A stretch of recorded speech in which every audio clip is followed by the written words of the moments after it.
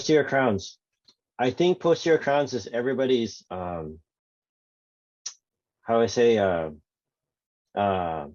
it's kind of like the dark side per se, because it's not easy. You know, it's 20 millimeters past the anterior, and you're having to visualize and deal with not only a posterior adjacent tooth, but also an anterior, and deal with occlusion with the opposing. Whereas in the anterior, sometimes you don't even have to deal with occlusion.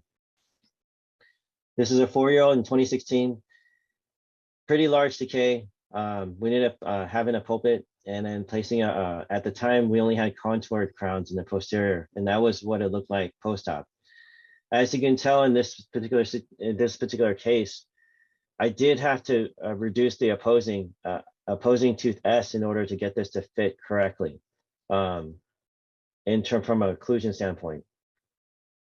And then this is 5 months later. That's a little over 2 years later, and you do get that radiolucency. I wouldn't, but typically there's no there is a periapical radiolucency, but I typically don't see a sinus tract. It's pretty rare, but it doesn't mean I don't see it. So as far as first, this is 29 months later.